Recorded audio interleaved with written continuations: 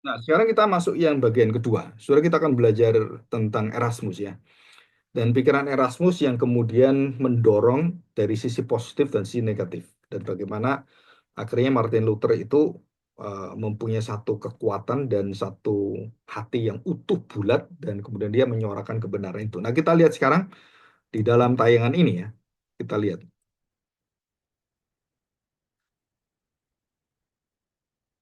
Oke. Nah, saudara kita lihat humanisme yang dipakai oleh Erasmus. Dan saudara saya akan menjelaskan sedikit tentang Erasmus ya. Nah, siapakah Erasmus? Erasmus adalah tokoh humanis yang mengadvokasi tentang hal yang sangat penting sekali, yaitu kembali pada sumbernya. Nah, Advontes. Nah, Erasmus itu dipengaruhi oleh John Wycliffe. Dan John Wycliffe dipengaruhi oleh belakang semua. Jadi selain kepengaruh kebenaran itu pada sumber Alkitab itu bukan pemikiran eh, asal pemikirannya itu dari John Wycliffe, bukan. John Wycliffe dapat dari bapak gereja yang lain, bapak gereja yang lain. Jadi ada ajaran yang dipelihara oleh Tuhan seperti benang merah, satu intisari Alkitab yang tidak bisa dikalahkan oleh siapapun. Bahkan dilawan, disesatkan, diselewengkan, tetap itu berjalan. Nah, sampai hari ini dan bahkan sampai akhir zaman, ini akan nggak bisa dikalahkan siapapun. Nah, Erasmus itu memberikan satu dorongan kekuatan dan juga apa ya, seperti menggebu-gebu gitu, bahwa gereja harus kembali pada sumbernya, back to the sources. Jadi ini istilah Latinnya Advontes ya. Nah, terutama apa? Studi Alkitab dalam bahasa asli. Erasmus mendorong itu. Jadi dia dipengaruhi oleh John Wycliffe. Bahasa asli apa? Ya bahasa Yunani dan Ibraninya. Dan dia juga di sana mengajar. Nah, karyanya tentang Novum Instrumentum itu sangat mempengaruhi para bapak gereja dalam penafsiran Alkitab, penterjemahan Alkitab, dan juga pembahasan transliterasi Alkitab. Terjemahan Alkitab yang mendasar pemikiran semua reformis. Nah, ini Erasmus. Jadi pemikiran-pemikiran dia. Yang kedua, dia juga tidak setuju dengan korupsi yang ada di gereja. Nah, dalam tulisan In Praise of Folly, Erasmus mengkritik luar biasa, termasuk dengan John Wycliffe yang terjadi 100 tahun lebih sebelum dia, yaitu kira-kira seabad gitu kan. Nah, itu pengaruhnya juga masuk dalam pikiran Erasmus dan praktek buruk yang ada di gereja, dia menentang mati-matian. Jadi ini sama ya. Jadi kembali pada Alkitab, kemudian korupsi di gereja dia nggak bisa terima, dan termasuk penjualan surat penebusan dosa, indulgensia. Meskipun ia tetap dalam kerangka reformasi, Erasmus bedanya dengan Luther apa? Erasmus tidak keluar dari gereja Roma Katolik, dia tetap di dalam gereja, dia berjuang dalam gereja, walaupun akhirnya nggak berhasil juga. Nah, Luther karena dia dimusuhi, karena dia dilawan, karena dia akan dibunuh, dia terpaksa lari dan akhirnya nggak bisa gabung. Bukan karena Luther nggak mau gabung ya, karena memang ditolak. Nah, kalau Erasmus lebih fleksibel, adaptable, jadi dia bisa masih diterima oleh Roma Katolik. Nah, yang ketiga, pemikirannya adalah dia ingin memperbaiki gereja. Jadi dia tetap di dalam gereja Katolik, Roma Katolik itu, dia ingin membangun, memperbaiki, dan dia ingin bersuara terus. Akhirnya juga nggak berhasil, ya, dan ditentang juga. Ya. Yang ketiga adalah dia sebagai seorang yang pendorong ya, sporting system daripada reformasi. Jadi pemikiran Erasmus ini membantu menyiapkan lingkungan intelektual yang subur karena Erasmus itu seorang guru, seorang profesor yang sangat luar biasa dan seorang yang fasih berbicara dan pandai sekali, saudara. Jadi mendorong penekanan pada etika moralitas seperti John Wycliffe. Jadi lebih baik orang-orang gereja itu jauh harus lebih baik daripada dunia yang bobrok. Gereja harus lebih baik. Kalau pemimpinnya bejat seperti ini, ya gimana gereja mau baik? Nah, itu yang merupakan concern dari hati John Wycliffe, Erasmus sama. Ya, walaupun nanti Erasmus jatuh dalam free will ya di situ. Kita pelajari selanjutnya. Kita lihat. Ya, oke. Kita lihat selanjutnya dalam free will Erasmus ini. Nah, kita masuk. Yang pertama adalah On the Freedom of the Will. Satu tulisan Erasmus yang mempengaruhi banyak hal dan juga yang akhirnya membuat Jacobus Arminius itu terjebak dalam pemikiran ini. On the Freedom of the Will. Jadi Erasmus menekankan pengertian tentang on the freedom of the will. Jadi bagaimanakah kehendak manusia, keinginan manusia itu harus tanda petik freedom, Jadi freedom, betul-betul freedom. Jadi tidak dipengaruhi oleh adanya dosa. Nah, ini kesalahan daripada Erasmus. Jadi yang pertama, kebebasan kehendak. Free will atau freedom of the will. Kita singkat free will ya. Argumen yang utama dari Erasmus itu apa? Erasmus menekankan bahwa manusia masih memiliki kehendak bebas walaupun jatuh dalam dosa, masih bisa memilih dan memikirkan yang baik dan yang buruk. Ya, dan ini Erasmus tidak membedakan kebenaran wahyu umum dan wahyu khusus. Ya, kebaikan secara khusus dan kebaikan secara umum di dalam firman Tuhan dan di luar daripada firman Tuhan secara general goodness dan special goodness, ya, special revelation. Nah, ini semua berkaitan. Nah, di dalam teologi reform itu dibedakan. Nah, Erasmus nggak bedakan. Ini campur aduk. Jadi Erasmus melihat bahwa free will itu ya kepengaruh tetapi nggak hilang. Jadi masih ada manusia bisa memilih dengan memilih baik dan buruk. Nah, sore itu di ranah kebenaran-kebenaran secara umum. Manusia bisa melakukan itu. Tapi bisa memilih baik dan buruk tidak pernah bisa menyelamatkan. Nah, Erasmus jatuh di sini. Ya, dia berargumen bahwa tanpa kebebasan ini, pertanggungjawaban moral manusia dan tindakan manusia ya nggak ada artinya. Nah, dia ngomong seperti betul, memang betul, Ustaz. Jadi kalau kita sudah bertobat, perbuatan kita itu akan diadili Tuhan. Iya, ya, diadili Tuhan. Kenapa diadili Tuhan? Ya, kamu harus bertanggung jawab atas perbuatanmu. Nah, di dalam Kristus ada jaminan bahwa dosa yang mematikan, kutukan dosa, laknat, murka Allah, dan ikatan dosa, belenggu dosa, itu sudah dipegang, sudah dibebaskan, sudah dikalahkan, ditelan oleh Tuhan Yesus. Dan melalui Roh Kudus, kita dibimbing selalu kembali pada serupa dengan Kristus. Nah, ini Erasmus nggak masuk ke sana. Nah, yang kedua adalah peranan anugerah. Nah, bagi Erasmus, anugerah Allah diakui, saudara. Ya, seperti Yakobus Arminius mengakui anugerah, mengakui, tetapi anugerah penting iya, tetapi hanya membantu manusia melakukan kebaikan. Jadi ada anugerah pun kalau manusia itu memilih pilihannya itu free, tidak terpengaruh dengan yang ada di luar dirinya, maka manusia bisa menentukan diri sendiri. Dan disitulah anugerah harus memimpin kehendak manusia itu menjadi kebalik, saudara. Jadi kehendak manusia itu bisa memimpin anugerah Tuhan. Nah, pemikiran-pemikiran seperti ini dari Erasmus itu ditentang oleh John Calvin, ditentang oleh reformator semuanya. Jadi anugerah itu memberikan dorongan, tetapi manusia tetap memiliki kebebasan untuk menerima atau menolak. Dan ini sama persis dengan pikiran Jacobus Arminius, karena Arminius dipengaruhi oleh Erasmus. Kerjasama manusia dan Allah, sinergisme dalam keselamatan. Nah, ini sudah bisa melihat video saya tentang monergisme, sinergisme tentang keselamatan. Itu di playlist channel saya itu ada ya. Itu ada beberapa sharing banyak dan wah, di saudara bisa dengarkan itu. Itu ada sekitar puluhan ya. Yang saudara bisa belajar. Saudara, untuk apa dia mempunyai ide ini? Untuk menciptakan atau menyeimbangkan tanggung jawab manusia dengan kedaulatan Allah, dengan kehendak Allah, anugerah, dengan perbuatan baik. Nah, Erasmus adalah seorang humanis dan dia ingin menyeimbangkan pengajaran Luther, reformasi itu apa, yang kemudian dia ingin ada jalan tengahnya. Nah, Erasmus di sini. Jadi Erasmus begitu banyak toleransi dan begitu banyak artinya orang yang ya fleksibel.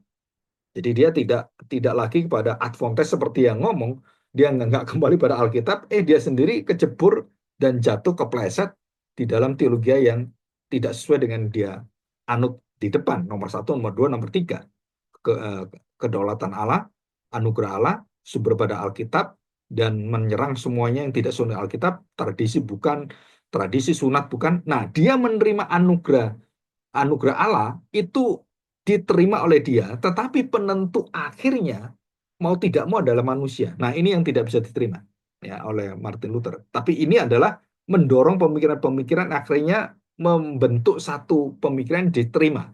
Advontes diterima, terus kedaulatan Allah diterima, anugerah diterima.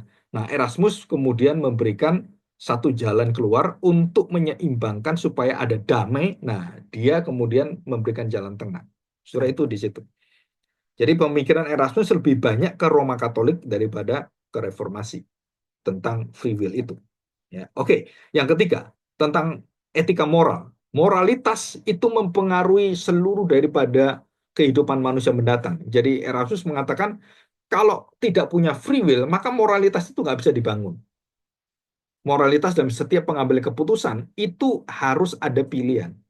Nah, saudara-saudara kalau mau membaca bukunya dari siapa ini The Bones of the Will-nya Martin Luther, dan juga kalau saudara bisa Freedom of the Will-nya dari Jonathan Edwards, serta beberapa tulisan on the liberty dan semua banyak itu ya, tulisan baik itu Bapak Gereja yang bergumul ataupun buku-buku yang lain, buku-buku yang terbaru, saudara bisa belajar itu. Jadi ada preferensi dan manusia tidak mungkin itu mempunyai keputusan tanpa adanya pengaruh yang betul-betul dari diri dia. Nggak bisa. Mulai dari kita kecil sampai kita besar, semuanya itu dipengaruhi oleh siapa? Dipengaruhi oleh pemikiran-pemikiran yang sudah ada, yang tertanam sampai di bawah sadar kita. Ya, memilih pacar, memilih istri, memilih gereja, memilih teman, memilih sekolah, semua itu ada preferensi. Dan biasanya preferensi itu dipengaruhi oleh orang terdekat kita. Ya, pengaruh-pengaruh pengajaran, kemudian orang tua, akhirnya kita sama. Dan bahkan kalau kita lihat, kita teliti, anak-anak yang memilih pasangan itu banyak yang bertipe seperti papanya atau seperti mamanya. Ya, pilihan-pilihan dia, oh mau menikah ini dia ingin seperti papanya yang nolongin dia, yang bisa ngerti dia gitu kan. Kalau dia cewek seperti itu. Nah, itu pemikiran. Nah, saudara, bagi Erasmus, kalau kita nggak punya pemikiran seperti ini, maka kita nggak punya moral yang betul-betul bisa menguji baik dan buruknya. Itu berasal dari kita. Itu bimbingan moral penting ya. Jadi bimbingan moral dari mana orang bisa memutuskan? Dari kehendak saya bisa memutuskan.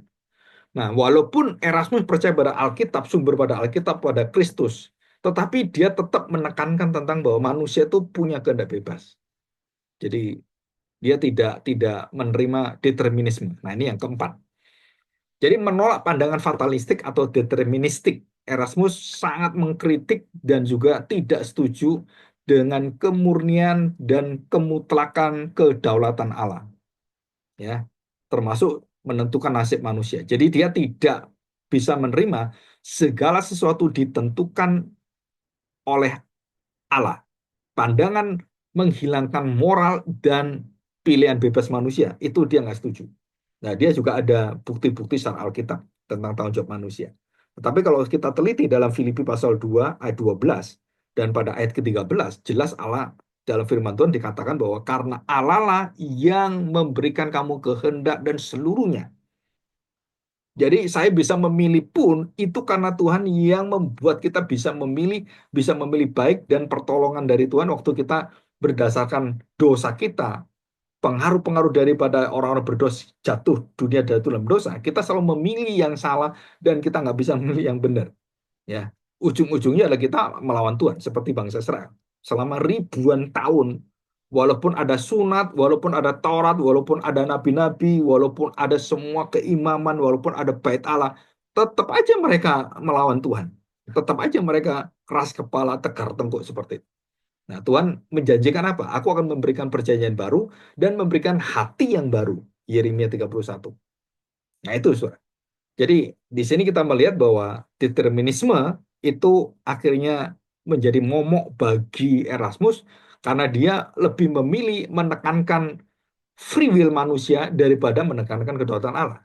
Nah, kalau di Alkitab jelas pengajaran tidak ada satu kalimat dari Alkitab bahwa manusia diberi kebebasan. Nah, saya berikan contoh ya, berikan contoh. Ini saudara bisa pelajari di channel saya tentang dosa.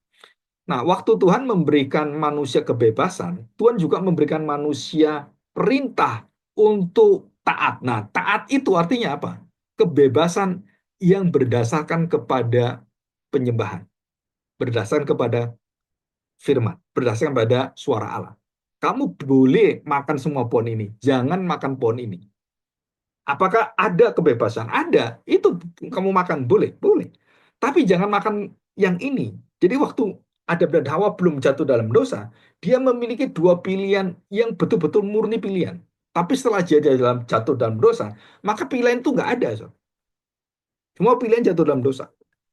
Dan kita lihat bagaimana Kain dan Habel, bagaimana manusia dalam dosa terus seperti itu. Dan Tuhan tolong manusia, dipanggil manusia, dipanggil Abraham, dipanggil Isa, dipanggil Yakub, kemudian jadi itu 12 suku bangsa Israel, dipanggil lagi. Dan Tuhan terus memelihara. Dan tidak ada satu manusia yang tanpa suara Allah, tanpa suara kenabian, tanpa kebenaran Allah, bisa berjalan menghadapi dunia ini. Nggak bisa, saudara.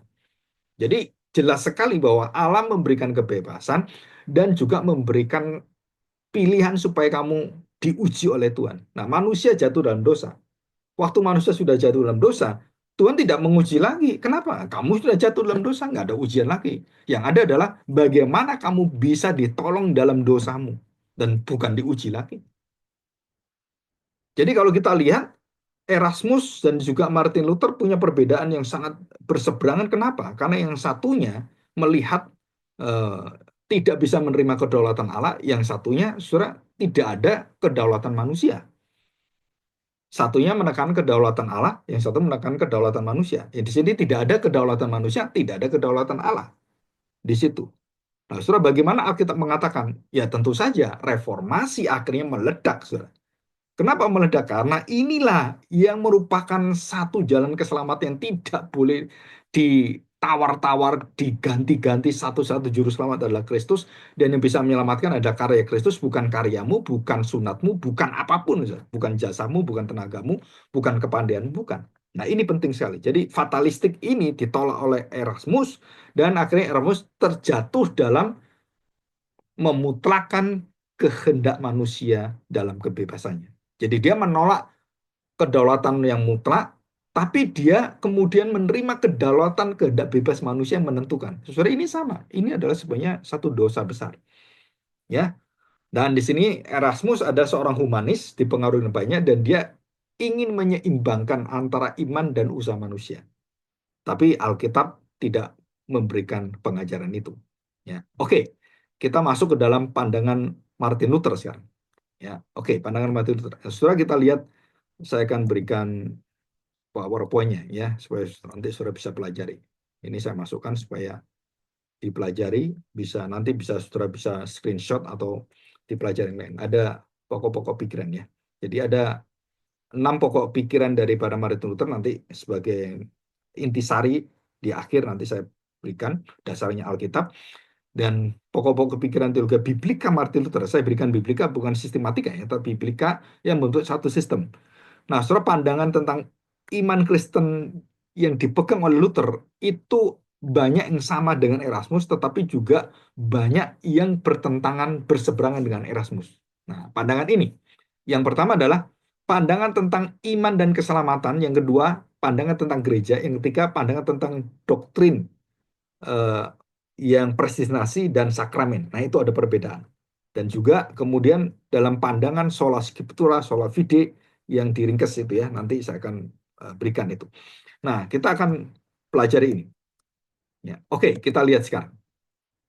Yang pertama, perbedaan pandangan iman dan keselamatan Luther dengan Erasmus. Yang pertama, Martin Luther menekan sola fide, hanya iman sebagai cara keselamatan dan tidak ditambah apapun dan hanya anugerah saja dan tidak boleh ada tambahan yang lain karena sempurna pekerjaan Kristus. Nah, Erasmus meskipun mengakuinya pentingnya iman, ia tetap menekankan bahwa manusia tetap ada andilnya, ada jasanya, ada kehendak bebasnya. Jadi nggak mungkin kalau manusia itu diakili karena dia nggak ada pengaruhnya, karena dia nggak memilih. Nah, saudara, itu pikiran daripada Erasmus yang punya kelemahan itu. Seperti yang terlihat dalam karyanya On the Freedom of the Will. Nah, saudara akan baca itu. Yang sangat beda dan kemudian dilawan oleh bukunya Martin Luther, The Bondage of the Will. Bukan freedom, kita the bondage. Kita sudah diikat gitu ya oleh dosa dan semuanya. Yang kedua, pendekatan terhadap gereja. Luther memilih memisahkan diri akhirnya karena dia tidak bisa diterima masuk dan dia kecewa dengan respon gereja dan dia dilawan dan dia kemudian dihukum, bahkan dia dikejar-kejar, dia mau dibunuh. Nah, dia kemudian memilih gerakan yang betul-betul melawan. Saudara, itu bukan karena Luther nggak mau masuk, tetapi ada dorongan dan penolakan.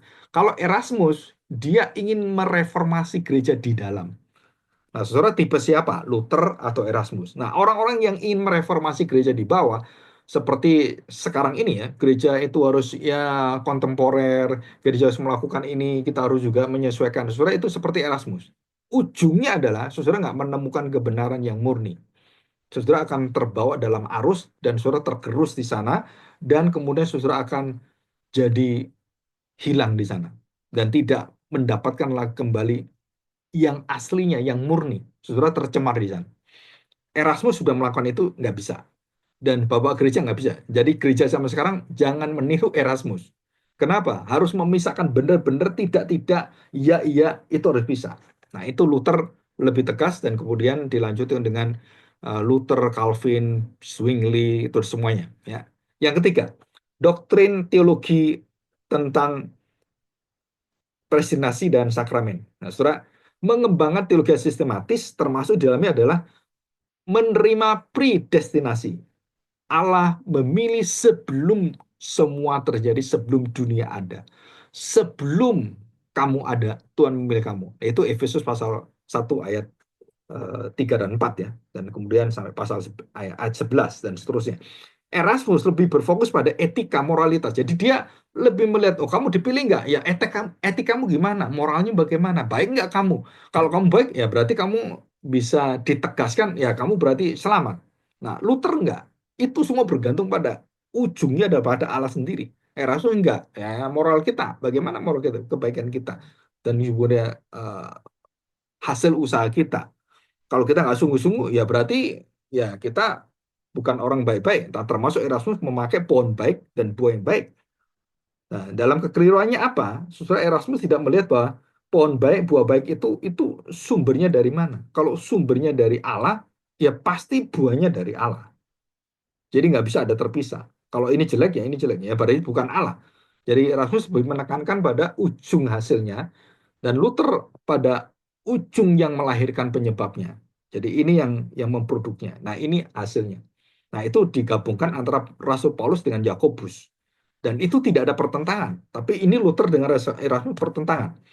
Oke, kita lihat sekarang kesimpulan.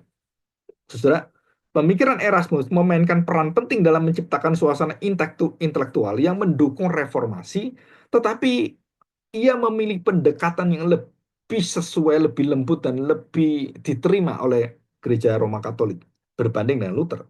Tapi Luther, karena dia punya ketegasan, dia punya pemisahan, dan Tuhan memakai Luther untuk menerbitkan, melahirkan gerakan reformasi. Dan harus dipisah. Jadi yang terang dengan gelap tidak boleh bercampur. Antara yang najis dengan yang betul-betul kudus suci itu nggak bisa bercampur. Jadi cara-cara kain yang anggur yang lama dengan kantong anggur yang baru itu tidak boleh bercampur. Nah, sore itu semua ada dalam pemikiran ini. Jadi Luther tidak mau mempercampurkan seluruh pengertian-pengertian firman Tuhan dan dia percaya di dalam firman Tuhan dan hanya itu. Di luar Alkitab, 7 Alkitab tradisi, Luther nggak mau terima. Dan termasuk ajaran semuanya. Nah, ini penting ya. Jadi Erasmus berusaha untuk memperbaiki gereja dari dalam, Luther dia gereja harus tahu yang benar apa dari luar. Ya, harus ikut. Jadi lebih menekan pada Allah yang merupakan pendiri gerejanya, Allah yang menyebabkan semua kehidupan itu berjalan dengan sempurna itu dari Allah dan menolak ini. Oke, akhirnya kita melihat pada 6 pokok pemikiran penting Martin Luther yang akhirnya melahirkan reformasi dan diikuti oleh bapak gereja yang lain. Yang pertama adalah sola scriptura, hanya Alkitab. Di dalam 2 Timotius pasal 3, 16 dan 17, segala tulisan yang dilimpahkan oleh Allah adalah berguna untuk mengajar, untuk menyatakan kesalahan, untuk memperbaiki kelakuan, dan untuk mendidik orang dalam kebenaran. Nah, ini dipegang di dalam pengertian-pengertian mendasar. Martin Luther betul-betul tahu bahwa seluruh kitab suci adalah nafas Allah, inspirasi oleh dari Allah. Jadi sola scriptura. Jadi seorang Kristen harus belajar menundukkan diri pada firman Tuhan. Dan sola scriptura ini sudah ditetapkan oleh Bapak Gereja. Di dalam sejarah gereja yang berpuluh-puluh tahun, beratus-ratus tahun, sampai ribuan tahun, itu sudah dikanon. Nah, dikanon itu artinya dijadikan patokan. Dikanon ya, jadikan patokan, jadikan ukuran, jadikan pedoman. Ini kanonnya dan tidak ditambah, tidak kurang. Dan kita percaya bahwa Roma Katolik juga mengakui kanon ini, tetapi dia juga menambahkan. Nah, kita enggak. Ya, kita nggak melakukan itu. Nah, yang kedua adalah sola fide, hanya oleh iman dan bukan ditambah apapun, dikurangi atau ya diberi diskon, nggak ada, so. Atau dikredit, dicicil, nggak ada.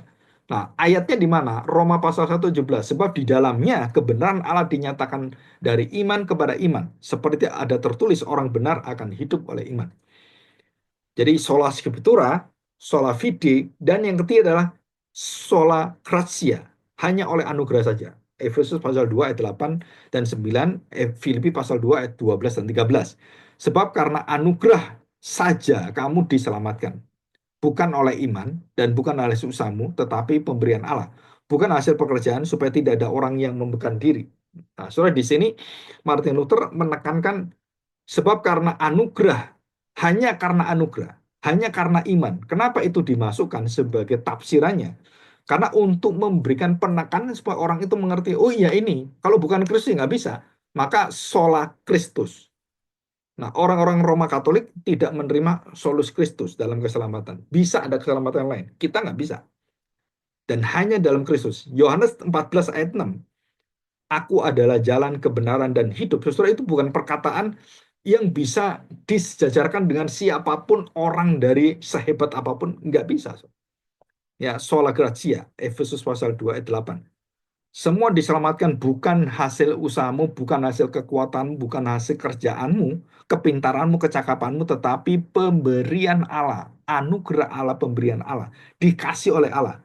Ya, bukan hasil pekerjaan kita. Supaya setiap orang, tidak ada orang yang bisa membanggakan diri. Ya, tidak ada orang bisa membanggakan diri. Ini yang ketiga. Yang keempat apa? Semua orang percaya gereja itu diberi hak yang sama.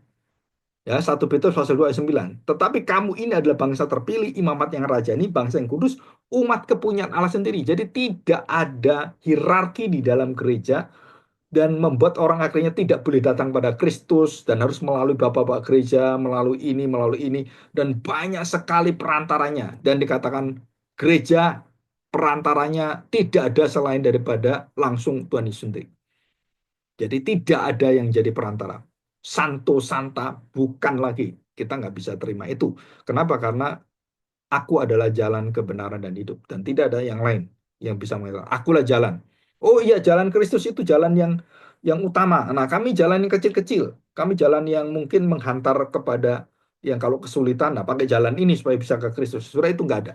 Ya, itu nggak ada. Imamat rajani. Jadi setiap orang percaya, orang Kristen, orang-orang yang anggota di dalam gereja yang sungguh-sungguh, saudara punya hak semuanya. Punya hak untuk menyembah, punya hak berdoa. Kita berdoa pun langsung pada nama Kristus. Tidak ada nama-nama yang lain yang kita sebut. Oh, nama bapak saya, bapakmu, bapaknya dia. Oh, ini orang penting. Oh, ini orang-orang dulu. Oh, ini Musa. Ini Abraham. Oh, bapak Abraham. Nah, setelah orang-orang Israel seringkali pakai bapak Abraham untuk apa? Untuk menutupi kebejatan mereka atau memakai Taurat untuk menutupi kesalahan-kesalahan mereka. Nah, itu nggak bisa, ya. Jadi kita adalah punya hak langsung akses kepada Allah di dalam Kristus dan tidak ada yang lain. Nah, yang kelima, yang dua terakhir, solus Kristus atau sola Kristus, kasih dan rahmat Allah di dalam Kristus. Akan tetapi Allah menunjukkan kasihnya kepada kita sebab Kristus telah mati untuk kita ketika kita masih berdosa. Roma pasal 8 ayat pasal 5 ayat 8. Jadi 6, 8, 10. Saudara kalau sudah baca, ketika kamu masih lemah, ketika kamu masih berdosa, dan kamu musuh Allah. Dan itu tiga status kita. Lemah, berdosa, musuh Allah. Jadi kita ini bukan hanya lemah, tetapi juga berdosa, melakukan dosa. Bukan hanya melakukan dosa, kita melawan Allah. Dan dikatakan sebab itu Kristus harus mati untuk menghapus seluruh dosamu, seluruh perlawananmu, dan seluruh kelemahanmu. Dan yang terakhir, apa yang kita dapatkan? Soli Deo Gloria. Roma 11 ayat 36. Dan juga kita tahu bahwa semua pemikiran Soli Deo Gloria ini adalah merangkum dari seluruh pikiran yang ada. Kemanakah tujuan sola scriptura, kemanakah sola fide, sola gratia, dan gereja Tuhan, semuanya kemana? Dan saudara, kemudian kita melihat pada Kristus. Nah, Kristus hidupnya itu untuk apa? Dia mengatakan, aku datang untuk melakukan kehendak Bapakku, untuk memuliakan dia. Di dalam Yohanes pasal 17, doa Tuhan Yesus, dalam Yohanes yang lain juga, dikatakan Bapa memuliakan anak. anak memuliakan Bapa. Jadi Bapa dan anak saling memuliakan. Dan kita juga sama. Jadi ujung daripada seluruh pemikiran reformasi adalah bagi kemuliaan Allah segala-galanya. Nah, saya bacakan sebagai yang terakhir ya. Saya akan bacakan ini. Roma 11 Roma 11 ayat yang ke-36. Ya, saya bacakan ayat 33. Oh, alangkah dalamnya kekayaan, hikmat, dan pengetahuan Allah. Sungguh tak terselidiki keputusan-keputusannya, dan sungguh tak terselami jalan-jalannya. Saudara, luar biasa nih ya.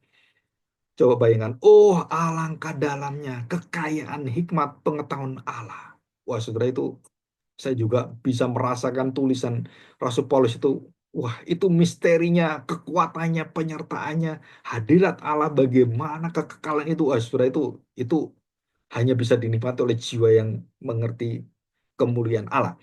Dikatakan di sini, sebab siapakah mengetahui pikiran Tuhan? Atau siapakah yang pernah menjadi penasihatnya?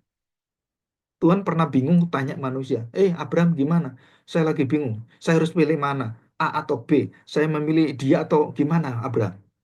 Atau dia tanya pada malaikat Michael gitu, atau tanya pada siapapun gitu. Saudara, Allah perlu nasihat nggak? Nggak ada, saudara. Siapa yang pernah memberikan sesuatu kepadanya? Siapakah yang mengetahui pikiran jalan Tuhan? Ada yang orang bisa ngerti, bisa memberitahu Tuhan gitu? Ayub? Abraham? Atau siapakah yang pernah memberikan sesuatu kepadanya? Sehingga dia membutuhkan, oh Allah itu butuh ini. Oh tak kasih puji-pujian. Karena Allah butuh pujian. Kalau nggak puji, kasihan Allah. Saudara, nggak ada seperti itu. Siapakah yang pernah memberikan sesuatu kepadanya sehingga ia harus menggantikannya? Tuhan tidak pernah utang budi. Tuhan tidak pernah tidak tahu terima kasih. Tuhan tidak pernah tahu bagaimana mengerti kita dan tahu diri. Saudara, Tuhan tahu diri, tahu terima kasih, dan Tuhan tahu segalanya karena Dia sempurna. Nah, baru dua ayat yang 36 dari pasal 11 ini merangkum seluruh pemikiran tentang bagaimana pengajaran Rasul Paulus itu ditutup dengan satu kalimat sebagai kalimat pengungkapan pujian, sebab segala sesuatu adalah dari Dia dan oleh Dia dan kepada Dia, bagi Dialah kemuliaan sampai selama-lamanya. Nah, saudara, satu terakhir, perhatikan saudara, kitab Roma itu menjadi kitab yang paling ditekankan, yang paling dibawa oleh Martin Luther untuk membuka banyak pikiran-pikiran. Dan dari kitab Roma ini, di dalam Perjanjian Lama, Martin Luther sangat menekankan tentang satu kitab yang merupakan jiwa dia, yaitu kitab Mazmur. Dan dia mengatakan Mazmur 118. Nah, saudara, kita lihat ya, Mazmur 118. Ini ayat-ayat yang sangat menggugah hati Martin Luther. Mazmur 118. Saya bacakan ya. Ayat yang pertama. Bersyukurlah kepada Tuhan sebab Ia baik, bahwasanya untuk selama-lamanya kasih setianya. Dan kasih setianya berpuluh-puluh kali ditekankan oleh Mazmur. Artinya apa? Saudara, kalau bukan karena kasih setia Tuhan, bukan karena kemurahan Tuhan, bukan karena belas kasihan Tuhan, nggak ada satu orang diselamatkan. Dan itu sangat menjiwai seluruh pemikiran Martin Luther, Mazmur ini, dan dia pernah membawakan itu, menafsirkan dan mengajarkan itu bertahun-tahun, saudara. Dan juga di dalam kitab Roma. Nah, sekarang kita lihat ayat yang Mazmur 118 ayat 29. Demikian, Allahku engkau, aku tidak bersyukur kepadamu, Allahku, aku enggak meninggikan engkau. Bersyukurlah kepada Tuhan sebab Ia baik, bahwasanya untuk selama-lamanya kasih setianya. Jadi pasal sandwich ya. Jadi pasal pertama, ayat pertama, pasal 118 ayat pertama sampai ayat terakhir 29, itu seperti sandwich yang menutup seluruh dagingnya, isinya, pengetahuan tentang Allah itu justru ditutup dengan kasih setianya, kasih setianya. Dan itu menjadi kekuatan teologi Martin Luther. Ya, kita bersyukur kita bisa belajar hari ini tentang satu dampak dan juga kekuatan bagaimana gereja diubahkan sampai hari ini. Kita bersyukur dengan karya Tuhan di dalam orang-orang yang luar biasa. John Wycliffe, Erasmus, dan juga Martin Luther. Nah, nanti suatu hari saya akan membawakan tentang pemikiran-pemikiran John Calvin dalam banyak hal yang sangat mempengaruhi ke depan gereja Presbyterian dan semuanya. Ya, kita bersyukur, mari kita berdoa, kita mohon pertolongan Tuhan supaya kita bisa menjadi berkat bagi orang-orang sekeliling kita.